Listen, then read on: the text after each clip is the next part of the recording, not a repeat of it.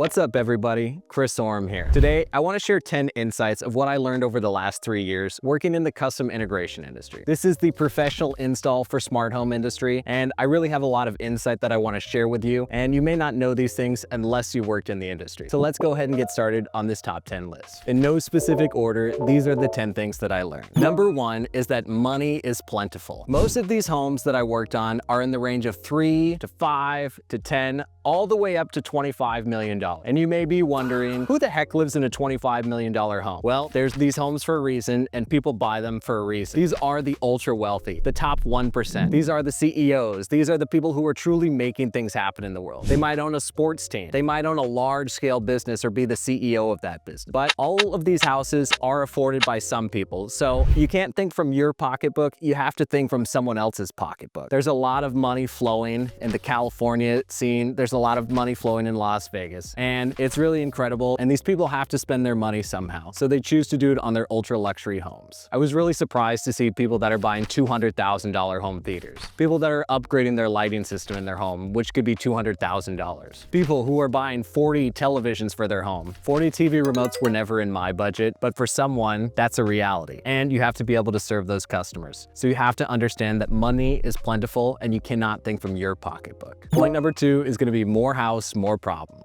The person with the larger house is going to have to hire a team to go ahead and keep up that house. There's positions like being the house manager, someone that's purely responsible for the upkeep of the home, the maintenance. If you have 20 high-foot ceilings, you're going to need to pay someone professionally to come clean your windows. You're going to have to hire a professional cleaning crew. You're going to have to pay for someone to come fix things in your electronics industry when things start to fail. And these things all cost money. So more house, more problems. And the more elaborate and complex your home, when you start getting like waterfall features, these things, while they may look nice, they're not going to last forever and they're going to break. So you have to be prepared for that and the bill that's going to come along with it. Many people, unless they have a luxury home, don't realize this until it's too late. They've already made the investment and now they have to hire a full-time crew just to help them keep up with the home. Point number 3 is that the systems are relatively similar. Whether you're doing Savant, Control4, or Crestron, you're gonna have a similar end result. They all make similar products. They all kind of work similarly where they have an app and they all have feature sets which are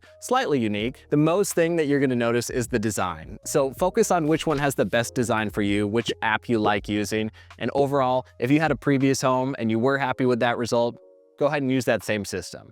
But a lot of people will use one system and be like, oh, I hated this in my old house, switch to a new system, and with that new system, you're gonna have the same amount of problems.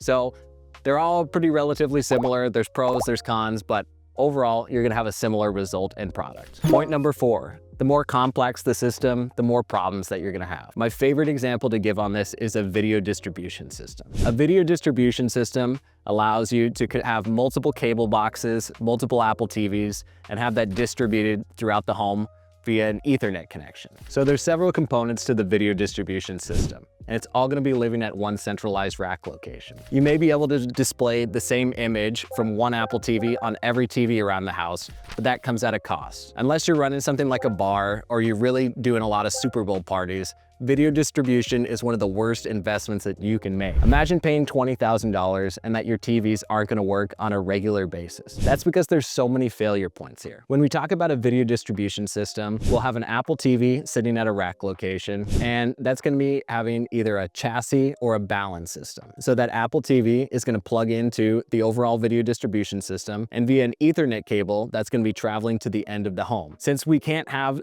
too long of Ethernet runs, you're gonna wanna use a balun. So the Apple TV could fail at the rack, the input balun could fail, the wiring could fail, the output balun could fail, or the TV component at the very end of the system could fail. So now we have about 5 different failure points just to watch TV, let alone your remote not working. What an ideal system would look like is every TV has a local Apple TV behind it. That way, either the TV's not gonna work, the Apple TV's not gonna work, or the remote's not gonna work. Your TV's gonna work for the most part. So we've kind of eliminated a lot of the failure points and we can just, power cycle the Apple TV for some. Overall, video distribution is not a good investment. You're gonna wanna keep your system simple as possible. And overall, simplicity is one of the best things that you can do. The more components you have in your system, the more chance of it failing. Point number 5, if you wanna make a change, you're gonna pay for it. When you're involved in the custom integration industry, every single change that you need to do on your system needs to be done by your professional, your dealer. So if you want to change the name of your room, let's say your kids swap room. So we have Joey's room and Liam's room, and we want to change the name of it. It's a pretty simple request. You're gonna have to call your integrator. You're gonna have to pay them to make that change. They're gonna have to come out to your house. Anytime you have a problem, you're gonna have to call someone so they can come fix it, because you now have a far too elaborate system to which you can troubleshoot yourself. And that's kind of by design. They wanna have the dealers always involved so that they can make their money, and they kind of trap you. And as an end consumer, that's not super cool. But if you don't wanna deal with your technology, you wanna pay someone to deal with that, it's all good.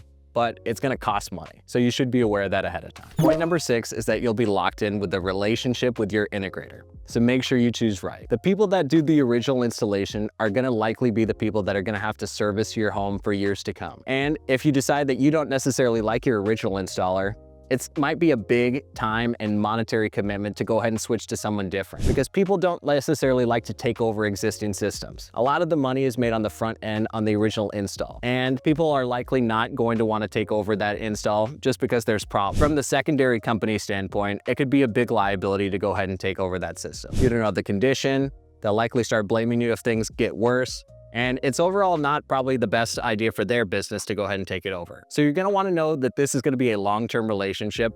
So make sure to get reviews, find out if this is a true quality company that you're gonna be working with, because it's gonna be a long-term relationship. Point number 7 is that expensive does not always equal the best. Like I mentioned with video distribution, you can pay all this money to have something that should work, but there might be better options for you. And that's why I think really the DIY companies are gonna continue to grow and grow, because you can get a similar solution for a fraction of the price point. Why would you pay 10 times the cost for something when you can have the exact same result for a tenth of the cost? It just doesn't make sense. So I think a lot of these professional companies are gonna see people like myself from the DIY space coming in and offering true affordable solutions. And the quality is very comparable to something that would be done on the professional side. Look at something like my Smart Wave shades. Probably the same as a Lutron shades. Fraction of the price, what would you do? Point number 8 is that we can estimate about 10% of the home's value is gonna be dedicated to low voltage technology or smart home technology. So easy example, you got a $10 million home, about $1 million is gonna go into the smart home technology. You gotta pay a lot for the control system, the video distribution, the audio distribution, lighting control system, shade system, and your home theater. So after everything adds up with the products, it's a very expensive product line, very expensive for installation to happen. You might get up to $500,000, $750,000, $1 million for your low voltage product. And people expect this in ultra luxury homes. If you don't have a control system, it's like the value's not there. So a lot of people in these smart home spaces that are looking for $10 million homes, they expect it to have a control system. Point number 9 is that technology evolves over time, so you're gonna have to continue to put more and more money into things. One camera might break after a while. So you have to consider, should I replace this one camera, or should I do my entire video surveillance system? Technology is gonna evolve over time. We might go from analog cameras to 2K cameras, and now we have 4K cameras. You're gonna wanna make sure you have the best quality cameras, and these things are constantly evolving over time. We look at Wi-Fi, we look at control systems, and then we look at video surveillance. These things do have a lifespan, such as a car, and you do need to get continuous maintenance on them to make sure that they're running at tip-top shape. After 10 years, you can imagine a lot of components may start to fail, and technology is gonna evolve over time. Where you used to have giant holes, let's talk about like audio distribution. If you have in-ceiling speakers, there may be a day where you don't have to have these giant speakers anymore, and you have to kind of deal with the consequences of. Now you're gonna have up to, if you have 16 speakers, now you have 16 holes in your drywall. If technology evolves, is that gonna be the best way? And you need to think about these things moving forward. Last but not least, point number 10 is that simple is best. You wanna buy best-in-class products that just work. Lutron is a great example of that. They are best in class in terms of lighting and shades. Their products do not have really any issues whatsoever. You're gonna wanna buy once and not have to think about it again. We look at audio distribution. Sonos is a best-in-class leader, and they do a fantastic job of that. So you're gonna wanna invest in the Sonos ecosystem, even if it might be a little bit more money at the time. It's always best to buy once and then not have to worry about it in the future. I hope you guys got some value out of today's video. I hope you learned a thing or two about what it really means working in the smart home industry.